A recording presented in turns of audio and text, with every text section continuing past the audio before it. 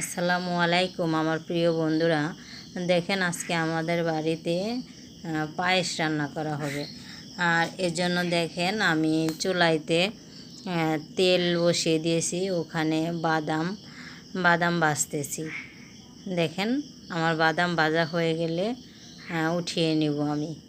আর চুলায় বসিয়ে দিয়েছি দুধ, তরল দুধ গরুর, সেই দুধ দেখেন আমি চুলায় বসিয়ে দিয়েছি। দিয়ে দিলাম স্বাদ মতন লবণ, চিনি, তেজপাতা, 4টে এলাচ, আর হলো ওই যে ভেজে রাখা কাজু বাদাম আর এমনি কাঠবাদাম।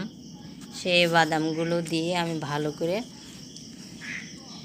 নেড়ে চেড়ে নিব।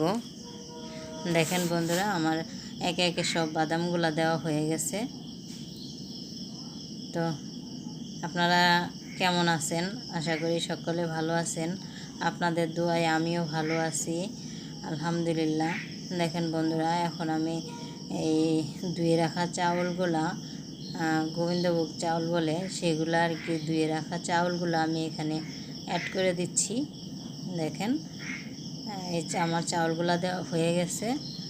আর এখন দেখেন আস্তে আস্তে আমি এগুলাকে নেড়ে দিব। আমার এগুলো প্রায় হয়ে গেছে, আর অল্প কিছুক্ষণ হলে আমার পায়েস হয়ে যাবে।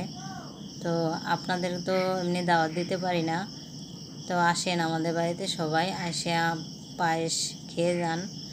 আর সবাই সুস্থ থাকবেন, ভালো থাকবেন, আর আমার জন্য সবাই দোয়া করবেন। আলহামদুলিল্লাহ আমিও সবার জন্য দোয়া করি, সবাই যেন পরিবারের সবাইকে নিয়ে ভালো থাকতে পারেন। দেশ এবং দেশের বাইরে যারা আমার প্রিয় বন্ধু বান্ধবীরা আছে সকলে আমার এই ভিডিওটা দেখবেন, আর ভিডিও দেখে সাবস্ক্রাইব করবেন।